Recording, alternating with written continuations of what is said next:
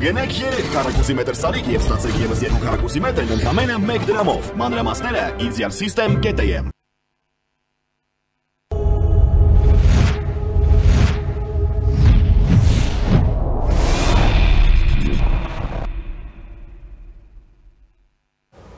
Բարև ձեզ, առաջինի եթերում մանրամասներն են, ես Դավիթ Ստեփանյանն եմ, այսօր մենք բացում ենք մեր հաղորդումը տեսակապով, մեզ Ամերիկայի Միացյալ Նահանգների Մասաչուսեթս նահանգից է միացել ԱՄՆ Մասաչուսեթսի Stonehill College-ի պրոֆեսոր Աննա Օհանյանը։ Բարև ձեզ, Տիկին Օհանյան։ Ողջույն Դավիթ։ Կարծում եմ, որ կարիք կա հերթական անգամ անդրադառնալ Վաշինգտոնյան համաձայնություններին, օգոստոսի 8-ին կնքված համաձայնություններին, կարծես թե նրանք անցնում են գործնական փուլ եւ շատ կարեւոր է հասկանալ ընդհանուր ռազմավարությունը ինչպես է դառնալու իրականություն, որովհետեւ արդեն Հայաստանում սկսվել է ներքաղաքական հիմնականում դիսկուրս այս կարեւոր, չափազանց կարեւոր թեմայի շուրջ եւ ես կուզեի հասկանալ ձեր պատկերացումները այս խնդրի, շատ կարեւորագույն խնդրի շուրջ, խնդրեմ։ Շնորհակալություն հրավերի համար Դավիթ, նախ ասեմ, որ Վաշինգտոնյան համաձայնագրերը պետք է դիտարկել մի քանի հարթակներով, այսինքն պետական մակարդակի վրա, դա կոնկրետ մեխանիզմներ է ստեղծում Հայաստանին իր աճը, իր դիրքավորումը համաշխարհային քաղաքականության մեջ լավացնի, բարելավի, այն առումով, որ արդեն Հայաստանի հարավը, Հայաստանի տարածքը դառնում է հետաքրքիր Եվրասիական մայրցամաքի եւ ընդհանրապես աշխարհի տնտեսության համար եւ արդեն Հայաստանը տալու բան ունի։ Սա նաև ավելացնում է հնարավորություն է տալիս Հայաստանին գործել շատ ավելի որպես փոքր պետություն, հնարավորություններ ստեղծել իր համար որպես փոքր պետություն, համագործակցության եզրեր գտնել, որը սրանից առաջ չէր ստացվում Հայաստանին։ Հայաստանը չէր կարողանում այս որպես փոքր պետություն համագործակցության եզրեր գտնել եւ այդպիսով իր դիրքը բարձրացնել համաշխարհային ցանցի մեջ, բայց ռեգիոնալ առումով էլ է շատ կարևոր, սա Հայաստանին կոնկրետ լծակներ է տալիս, որ ինքը դառնա, Հայաստանը դառնա ռեգիոնը ձևակերպելու, ռեգիոնը մոդեռնիզացնելու, ռեգիոնը ստաբիլիզացնելու, առաջ տանելու գործոնը Հայաստանը կարող է դառնալ։ ՄԱԿ-ի ելույթում փաստորեն շատ հետաքրքիր էր Ալիևը, որ շատ է վախենում այդ բաց ռեգիոն հասկացությունից, որ հարաբերությունները նորմալանան, Հարավային Կովկասում դա Ադրբեջանի համար շատ կարևոր է, Ադրբեջանի ժողովրդի, Ադրբեջանի տնտեսության համար, բայց սա շատ կոնկրետ ռիսկ է Ալիևի ռեժիմի համար։ Եվ այդ առումով Փաշինյանի արած հայտարարությունը, որ շատ կարևոր էր, որ նա նաև ընդգծեց Ադրբեջանի, շնորհակալություն հայտնեց Ադրբեջանի պարլամենտին եւ խոսեց, որ հնարավորություն կա ռեգիոնը մոդեռնիզացնել, արդիականացնել, դրանք շատ կարևոր ազդակներ են, բայց ես կասեի, որ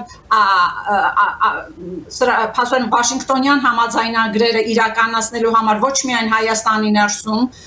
որը շատ կարևոր է տնտեսական առումով, Հայաստանի դիրքը միջազգային կառույցներում բարելավելու համար, անվտանգություն առաջացնելու համար, բայց միևնույն ժամանակ ռեգիոնում եւ նաեւ ամբողջ Եվրասիական մայրցամաքում այս համաձայնագիրը պետք է դիտել Ամերիկայի Միացյալ Նահանգների եւ Չինաստանի միջև լարվածության կոնտեքստում եւ այդ առումով ստրատեգիկ նշանակությունը Ամերիկայի համար սա շատ կարեւոր է, բայց Հայաստանը անշուշտ պետք է այնպես առաջ տանի սա, որ կարողանա գերտերությունների բախման մեջ չընկնել եւ չեմ կա եւ մինչեւ հիմա կարծես թե Երևանը կարողանում է այդ գերտերությունների միջև լարվածությունը կառավարել։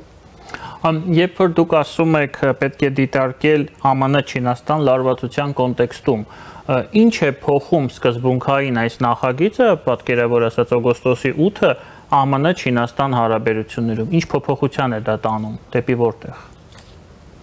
Դա ավելի շատ բարձրացնում է Հարավային Կովկասի ստրատեգիկ կարևորությունը Ամերիկայի Միացյալ Նահանգների համար, քանի որ մինչև հիմա Չինաստանը շատ ավելի արագ, շատ ավելի էֆեկտիվ, արդեն քանի տարի 13 թվից իր ծրագրերով ինֆրաստրուկտուրային ենթակառուցվածքային ուժով առաջ է գնում եւ Եվրասիական մայրցամաքում եւ Աֆրիկայում եւ Ամերիկայի Միացյալ Նահանգները դեռ հետ է, այսինքն փորձում է այդ հետ մնացած տարածքը փոքրացնել եւ սա շարունակական երևույթ ունի նաեւ, այսինքն Տրամպից առաջ էլ Բայդենի ադմինիստրացիան փորձում էր նրանք նույնիսկ բառ ունեն connective tissue կապող լծակներ, կապող օղակներ առաջացնել, խորացնել հարաբերություններ դաշնակիցների հետ, բայց միևնույն ժամանակ փորձում էին Ամերիկայի Միացյալ Նահանգներին կապել տարբեր ենթակառուցվածքային ճանապարհների հետ, միջանցքների հետ, այսպես ասած։ Եվ այս կոնտեքստում փաստորեն Տրամպը շատ ավելի ճկունարակ քայլերով առաջ տարավ այս քաղաքականությունը, թե այդ լարվածությունը կառավարելու համար Չինաստանի համար անշուշտ սա չի ասին բացասական դեր է խաղում, սա միջանցքային այնպիսի ձևով է trip ճանապարհը, այնպիսի ձևով է առաջ շարժվում, որ դա չի բացառում թե Ամերիկա, թե Իրանի, թե Չինաստանի ելքում մուտքը այսինքն օգտագործելու հնարավորությունը այստեղ գնալ գալու հնարավորությունը այս տարածքով եւ հենց միակ այն բանը որ սա չի բացառող գործիք չէ այլ ընդգրկող գործիք է եւ սա կարեւոր է որ Հայաստանը կարողանում է այս միջոցով կառավարել գերտերությունների միջև եղած լարվածությունը բայց հիմնականում Հայաստանի սյունիքը փաստորեն դառնում է մի կարևոր ստրատեգիկ առումով շատ կարևոր քանի որ այն դառնում է ավելի մեկ այլ ուղի որ բազմազանացնում է հարավային Կովկասով ճանապարհները Ամերիկայի Միացյալ Նահանգների համար այսինքն Ամերիկայի Միացյալ Նահանգները կարողացավ այս ճանապարհը բացել, Հայաստանի սահմանները բացել միջազգային իրավունքի նորմերի ներքո սուվերենությունը տերիտորիալ խաղաղության պայմաններում եւ այս կոնցեպտի մասին թերևս արժե խոսել եւ անշուշտ Չինաստանը չէր ուզենա որ Ամերիկայի Միացյալ Նահանգները այսքան խառնվածներ բայց նորից եմ ասում սա գերտերությունների միջև բախումը կառավարելու հնարավորություն է նաեւ գործիք է նաեւ Հայաստանի ձեռքում որ Երևանը պետք է ճիշտ օգտագործի Տիկին Նահանյան, որոշ բաց աղբյուրներից տեղեկատվության հիման վրա, նաև ինսայդի հիման վրա, ինձ մոտ տպավորություն է ստեղծվում, որ Մոսկվայի հռետորաբանությունը Հայաստանի Երևանի նկատմամբ բավականին մեղմվել է, փափկել է, օգոստոսի 8-ից հետո իդեպ այդ թվում նաև, սա կարող է պարադոքս երևալ շատերին, բայց դա իրականում այդպես է, Եվ որպես վարկած ուղղակի տպավորություն է ստեղծվում, որ ԱՄՆ-ի ու Ռուսաստանի միջև կա ինչ-որ կոնսենսուս, միգուցե նաև նրանք այդ մասին չեն խոսել, բայց թրիպի մասով կա կոնսենսուս, եւ այդ կոնսենսուսը հիմնականում պայմանավորված է Ուկրաինայով, այսինքն Ռուսաստանը չի ցանկանում փչացնել հարաբերությունները չափից ավելի ԱՄՆ-ի հետ, Հարավային Կովկասում կապված թրիփի հետ հիմնվելով Ուկրաինայի այդ մեծ կոնֆլիկտի, մեծ պատերազմի սեփական շահերի պաշտպանության անհրաժեշտության վրա։ Խնդրեմ ձեր կարծիքը։ Այդ վերլուծության հետ համաձայն եմ Դավիթ, այդ ամբողջովին համաձայն եմ, քանի որ Ռուսաստանի հարձակումը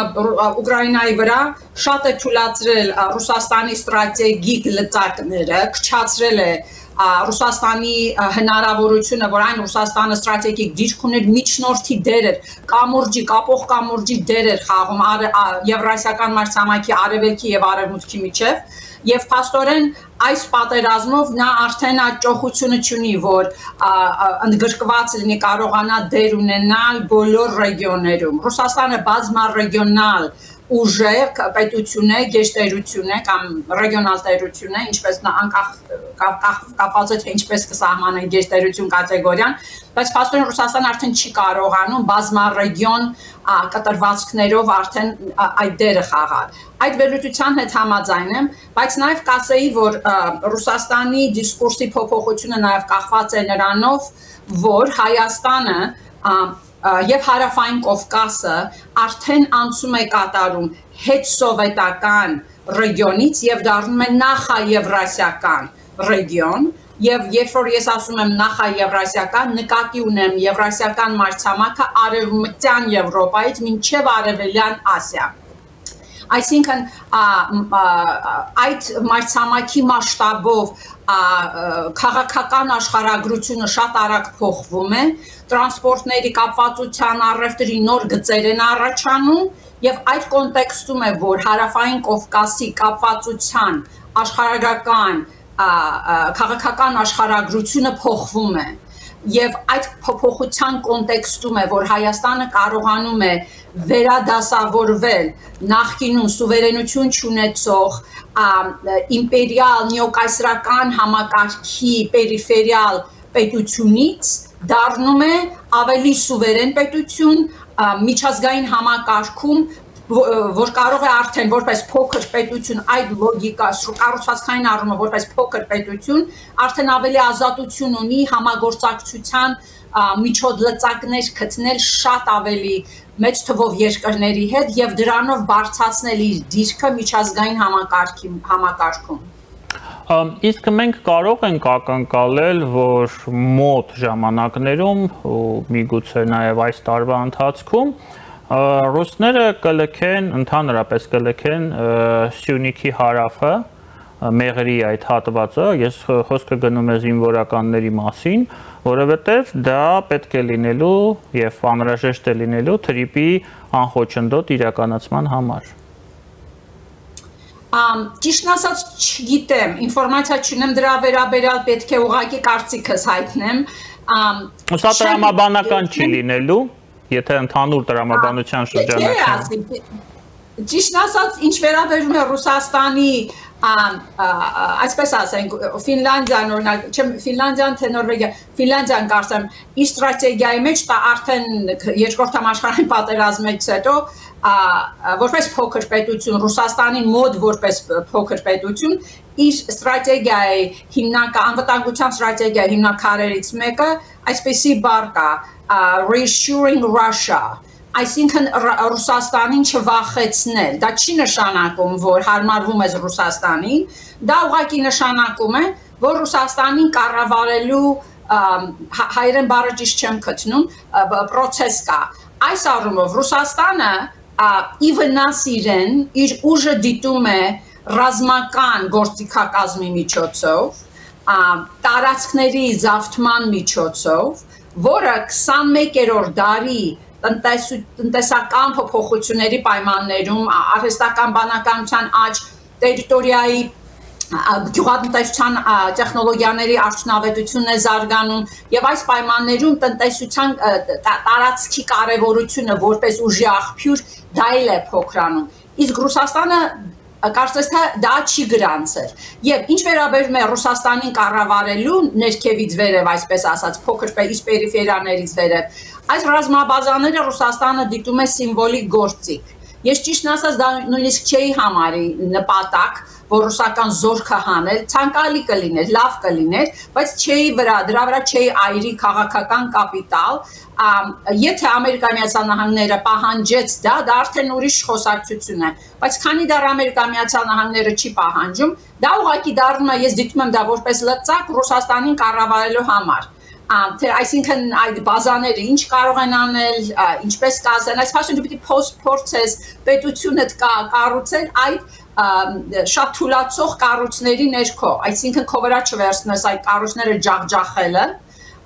ընդհակառակը քո քաղաքական կապիտալը ծախսես այդ մյուս կառույցների հետ մյուս կապերը ընդլայնել կապեր աշխարհի տարբեր երկրների հետ տարբեր ձեռնարկությունների հետ համագործակցության նոր եզրեր գտնել, նոր կազմակերպություններ ստեղծել, քան թե կենտրոնանալ Ռուսաստանի ռազմական բազաների վրա։ Թե Ռուսաստանը կքաշի, թե չի քաշի, եթե Ամերիկան պահանջի, դա արդեն ուրիշ խոսակցություն է, բայց քանի դեռ Ամերիկան չի պահանջել, ճիշտն ասած կարևորություն չեմ տալիս, ես տարօրինակ կարող է հնչի, բայց ես ռուսական բազաների շատ կարևորություն չեմ տալիս, շատ տարօրինակ է երևի հնչում։ Ուղղակի դա Ռուսաստանին կառավարելու մի լծակ եմ ես դա որպես դիտում։ Տիկին Օհանյան, իսկ ըստ ձեր տրամաբանության այդ դեպքում ինչն է առաջնահերթ Հայաստանի պետական շահերի տեսանկյունից եւ ինչի վրա պետք է այրել այս պահին քաղաքական կապիտալ։ Ինչն է մեզ համար այսօր իմպերատիվ հրամայական։ Շատ կարևոր հարց է տալիս Դավիթ, կասեմ, որ շատ կարևոր է, որ Հայաստանը այս համաձայնագիրը օգտագործի, որ ինքը դառնա առաջատար Հարավային Կովկասը արդիականացնելու գործում։ Դա նշանակում է պետք է փորձի, որքան հնարավոր է շատ ձեռնարկություններ կապի Հայաստանի սահմաններին, հատկապես trip ուղուն, ինվեստիցիաներ բերի Հայաստանի սահմանային տարածքները, եւ արդեն Ալիևը դիրքավորում է իրեն, որ Ադրբեջանը շատ ավելի կարևոր է աշխարհի համար, քանի որ տրանզիտային եւ այլն, Հայաստանը պետք է դառնա շատ ավելի կանխատեսելի, շատ ավելի լոգիստիկ առումով հեշտ մի տարածք, որով արդեն կապվածությունը ավելի հեշտանա Եվրոպայի եւ Արևելքի միջև, Եվրոպայի Արևելքի եւ Արևմուտքի միջև։ Այդ առումով անհրաժեշտ է շատ ճկուն մտածել, ոչ միայն առաջ տանել այդ ինֆրաստրուկտուրային լոգիստիկ առումով ներդրումներ անել, բայց արդեն Հայաստանը պետք է ամբողջովին տարբեր մտածի որպես պետություն եւ քաղաքական կապիտալը պետք է դնի ռեգիոնալ ֆորմատներով համագործակցության եզրեր գտնել, խորացնել համագործակցությունը եւ Ադրբեջանի եւ Վրաստանի հետ, քանի դեռ անշուշտ զսպիչ մեխանիզմները ռազմական կարևոր են, բանակի ամրացումը եւ այլն կարևոր են, բայց որպես փոքր պետություն դա բավարար չի լինի Հայաստանի կայուն անվտանգություն ապահովելու համար, քանի դեռ ռեգիոնը ամբողջովին չի խաղաղացել, իսկ սա բոլոր երկրների, 3 երկրների շահերից բխում է, բայց այն չի բխում Ալիևի ռեժիմի շահերից։ Այսինքն պետք է Հայաստանը կենտրոնանա ավելի ռեգիոնում նորմերը ագրեսիայի դեմ, նորմերը սուվերենության համար նորմերը եւ տարածքային խաղաղություն հաստատելու միտված քայլեր պիտի անի։ Միջազգային միջպետական պետությունների միջև եղած կոնֆլիկտների, սա 20-րդ դարի կտրվածքով եմ ասում, 3/4-ի պատճառը տերիտորիայի վերաբերյալ կոնֆլիկտներն են եղել, այսինքն կոնֆլիկտների 3/4-ը տերիտորիալ կոնֆլիկտներ են, իսկ տերիտորիալ կոնֆլիկտների դեմ կառավարելու, քչացնելու հիմնական մեխանիզմը սահմանների շուրջ նորմերը հստակեցնելն է, սահմանների սահմանազատումը, որ ես միշտ ասում եմ, շատ ավելի կարևոր է, քան Ադրբեջանի հետ ստորագրված խաղաղության պայմանագիրը։ Տերիտորիալ եւ օրինակ Փաշինյանի ՄԱԿ-ի ելույթը ինձ թվում է հենց դրան էր միտված, որ փորձում են նա կարծես թե տերիտորիալ խաղաղության հասնել, խորացնել նորմերը, միջազգայնացնել այդ համաձայնության եկած այդ Ալմատան խաղաղության բռնի ուժով տարածք չզավթելը եւ այլն, այդ բոլոր նորմերը, որ արդեն կան Վաշինգտոնյան համաձայնագրում, Պրագայի համաձայնագրում եւ նա փաստորեն ներկայացրեց, նորից վերահաստատեց ՄԱԿ-ի հարթակից։ Հայաստանը ուրեմն պետք է շարունակի այդ ուղղությամբ աշխատել, բայց նաեւ պետք է լրացուցիչ տարբեր արդեն հարցերի շուրջ կլինի ջուրը, կլինի էներգետիկ ստաբիլություն, հազար ձևի հարցեր գոյություն ունեն, գյուղատնտեսական փոքր մշակութային կապ չունի ինչ է, բայց Հայաստանը ամենաշահողն է, կտրված է եղել ռեգիոնից, շահեկանը դուրս եկած կլինի, Հայաստանը դիպլոմատիան պետք է ամբողջովին ուղղված լինի, որ Հայաստանը դառնա առաջատար շարժիչ ուժ Հարավային Կովկասը արդիականացնելու գործում։ Իդեպ վարչապետ Փաշինյանի ելույթը Նյու Յորքում ՄԱԿ-ի ամբիոնից, ինչպես եւ միշտ երևի թե բոլոր երկրներում է այդպես, դարձել է ներքաղաքական շահարկումների առարկա, այն կամ խիստ քննադատվում է, ընդհուպ լսվում են գնահատականներ, որ Փաշինյանը դրանով այդ ելույթով հիմք է դրել Ադրբեջանի ապագա միջազգային ատյաններում դատական հայցերի համար Հայաստանի Հանրապետության նկատմամբ, մյուս կողմից պրոիշխանական ուժերը գովաբանելով այդ ելույթը ասում են, որ փայլուն ելույթ էր, ըստ ձեզ այս ելույթը, հարցս այսպես ձևակերպեմ, որքանով է համապատասխանում այսօր միջազգային հարաբերություններում արկա տենդենսներին, նարատիվներին եւ ընդհանուր շարժին, որքանով է այն ընդհանուր եզրեր ունի այս ռեալ քաղաքականության հետ։ Չգիտեմ, ճիշտ ասած չեմ պատկերացնում, թե այդ ելույթով ինչ նոր իրավական հարցերի առաջ պիտի կանգնեցնի, չեմ պատկերացնում լոգիկան, բայց ես կասեի, որ այդ ելույթը անկախ նրանից դա Փաշինյանը լիներ, թե ով լիներ, Հայաստանը շատ տեղ չունի պրպտալու, թե ինչ տիպի ելույթ իր ղեկավարը կարող է այնտեղ ներկայացնել։ Փաշինյանի տված ելույթը տեղավորվեց այդ ստրատեգիկ տարածքի մեջ այն առումով, որ նա եթե օրինակ լսեք Ֆինլանդիայի պրեզիդենտի ելույթը շատ նման սկզբունքներ առաջ տարան, Ֆինլանդիան էլ է փոքր պետություն, եւ այդ առումով ամրած որպես փոքր պետություն նախ Փաշինյանի ելույթը կարևոր էր այն առումով, որ սկսեց անգլերենով բառ կա, փորձում եմ թարգմանել, փորձեց հստակ բախման արգելափակիչներ, այսպես ասած, ստեղծել, այսինքն ես ներողություն եմ խնդրում, այսինքն Ստուբի եւ Փաշինյանի տրամաբանությունը նույնն է, մենք ունենք ագրեսոր, պոտենցիալ ագրեսոր հարևան Ադրբեջան, իսկ Ֆինլանդիան ունի պոտենցիալ ագրեսոր հարևան Ռուսաստանի տեսքով, սա եք ասում։ Այո, բայց շատ կարևոր է, որ Փաշինյանը փաստորեն հստակ նախ սկսեց խաղաղության մասին խոսել, շատ ավելի տեխնիկական լեզվով, քան նախկինում լսել է երբևէ, այսինքն հստակեցրեց, թե հիմա արդեն խաղաղություն հաստատվել է, հիմա ինչպես պիտի չափենք, թե կողմերը հետևում են, իրականացնում են այդ խաղաղությունը, թե ոչ, եւ այդ առումով դա շատ կարևոր էր, որ օրինակ Ալիևին փաստորեն ասաց, որ քո լեզուն պետք է լեգիտիմ լինի, որ դա շատ խելացի ձևակերպում էր, այսինքն մենք ինչ որ համաձայնվել էինք, որ trip-ը սա է լեզուն, սա է դիսկուրսը, դու եթե շեղվում ես այդ դիսկուրսից, արդեն ուրեմն շեղվում ես խաղաղության ճանապարհից, չնայած որ ասում ես, որ ես դեռ խաղաղության ճանապարհով եմ գնում, քանի որ Ալիևը միշտ օգտագործում է խաղաղության լեզուն, խաղաղության process-ը ռազմական նպատակներ առաջ տանելու համար։ Եվ այստեղ շատ կարևոր էր, որ չափորոշիչներ կարծես թե Փաշինյանը դրեց խաղաղությունը չափելու, խաղաղության մեխանիզմները առաջ տանելու առումով, որը շատ կարևոր էր։ Եվ շատ կարևոր էր, եւ Երանի, որ ինքը դա ավելի շատ արած լիներ, քիչ շատ հպանցիկ արեց, որ նաեւ շնորհակալություն հայտնեց Ադրբեջանի պարլամենտից, որը ստրատեգիկ առումով գիտենք, որ դա ավտորիտար պետություն է, պարլամենտը շատ ուժ չունի, բայց կարծես թե դրանով փորձեց ընդլայնել այն խմբերի թիվը Ադրբեջանի ներսում բացի Ալիևից, քանի որ Ալիևը փորձում է մոնոպոլիա պահպանել շահառուների թիվը,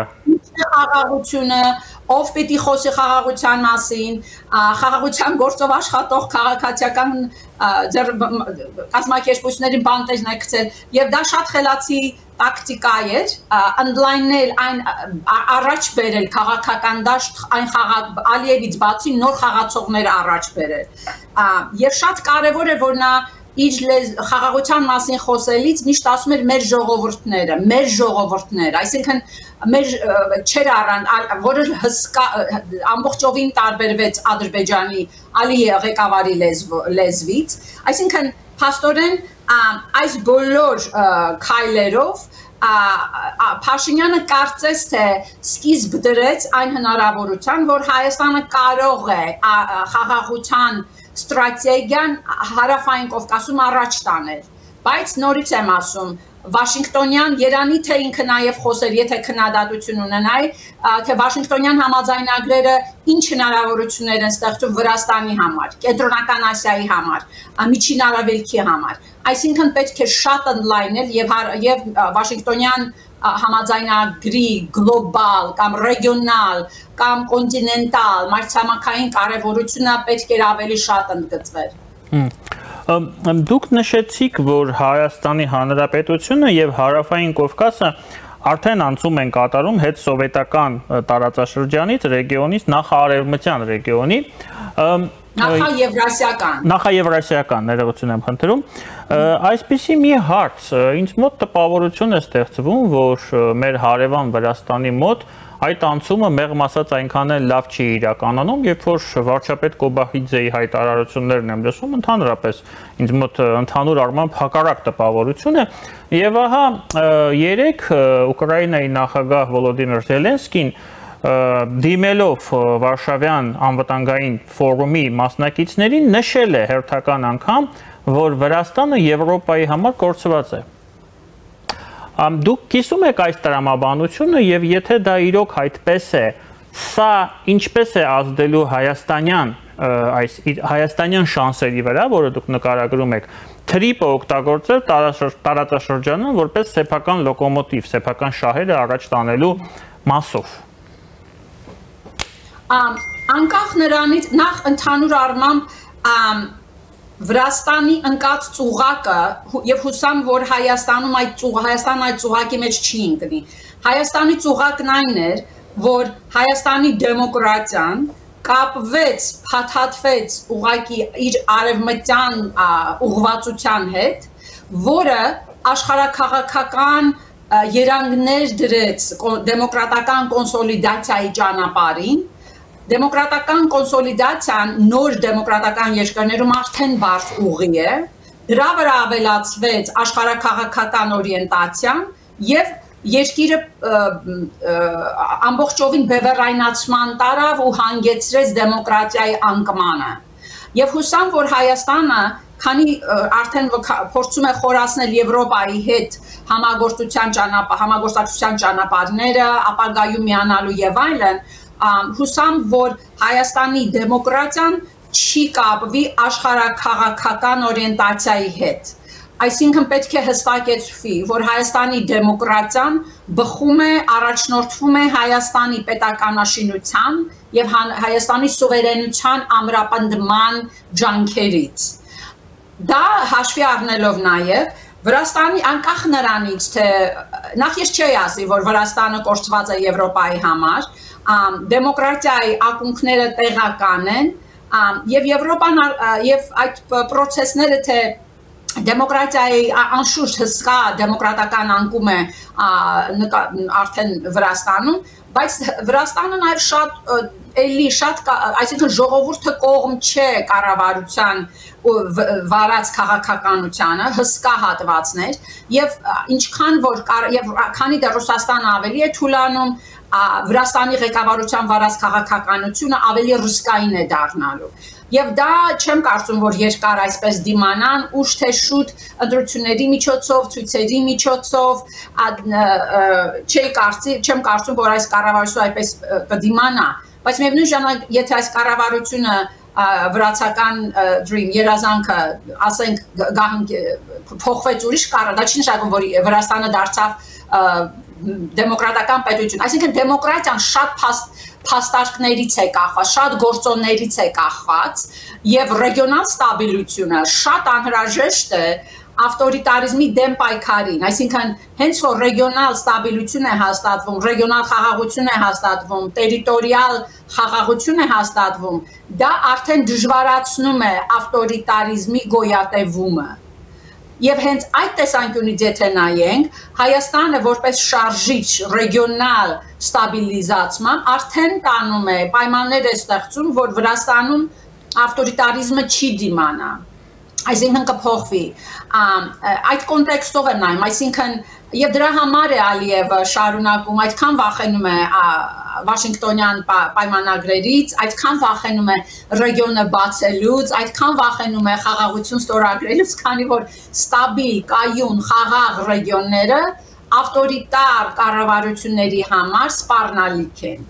Այսինքն եթե Հայաստանը նորից եմ ասում, լոկոմոտիվը դարձավ, շարժիչը դարձավ ռեգիոնալ ստաբիլության, դա ոչ միայն Հայաստանի դեմոկրատիայի ապագան է ամրացնում, այլ նաև Վրաստանին տանում է, ճնշում է ստեղծում Վրաստանի կառավարության վրա ավելի դեմոկրատականացման։ Սրա մասի քանակական տվյալներ կան, չեմ ուզում ձեզ շատ ձանձրացնել այդ ստատիստիկաներով, բայց այսինքն հարցն այն է, առաջ անհրաժեշտ է դեմոկրատիա հետո խաղաղություն, թե խաղաղություն հետո դեմոկրատիա, ռեգիոնալ առումով եթե դիտեք, հատկապես այն հարևանները, որ ունենք, ռեգիոնալ խաղաղությունը շատ կարևոր գործիք է ռեգիոնալ ավտորիտարիզմի դեմ ճնշումները պահպանելու համար։ Իսկ ինչ կասեք այն տեսակետի ապոլոգետներին, այսպես նշեմ, որոնք պնդում են, որ Թրամփի համար ընդհանրապես դեմոկրատիան քաղաքականությունում դա արգումենտ չէ եւ կշիռ ունեցող իրողություն չէ եւ ընդհանրապես իր հետ կարելի է խոսել միայն բիզնեսի լեզվով եւ կնքել գործարքներ եւ այս առումով Բայդենի եւ Թրամփի միջեւ կա մի ահռելի ջրբաժան։ Դա այսինքն նորություն չէ, որ Թրամփը տրանսակցիոն է, դեմոկրատիան իր համար կարևոր չի, եւ Թրամփը ստորագրվել է ոչ թե որ թերևս դեր է խաղացել, որ Հայաստանը դեմոկրատական երկիր է, որ ավելի ստաբիլություն է,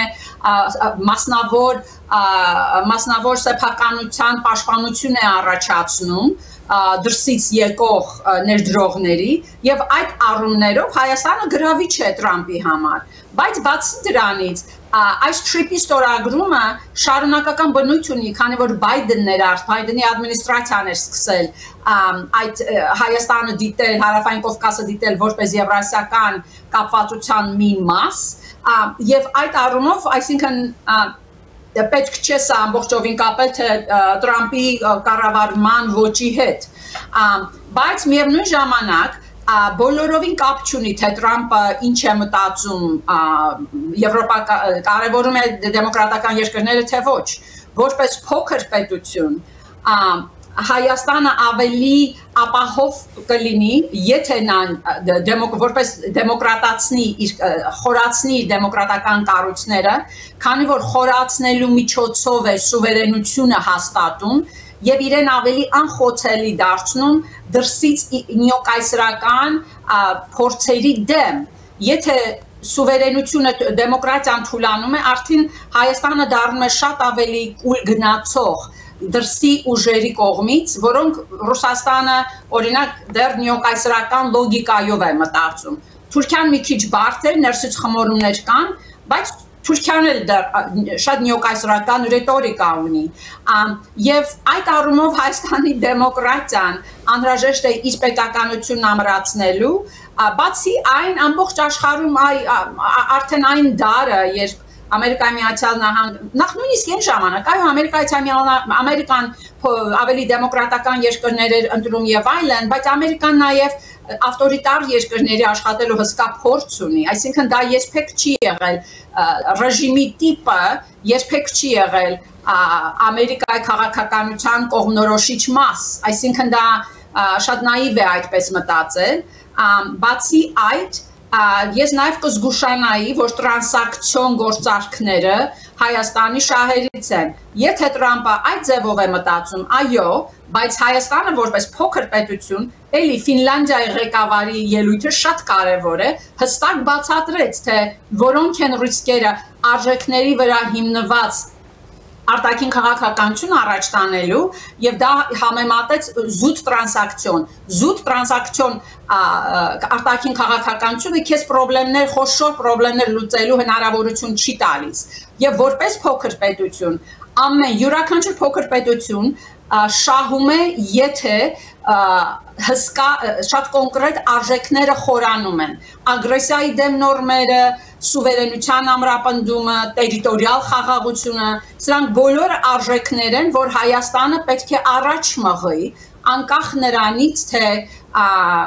Հայաստանը ավտորիտար, թե դեմոկրատական պետություն է, բայց ասեմ ձեզ, եթե նայում եք Հայաստանի ամբողջ հսկա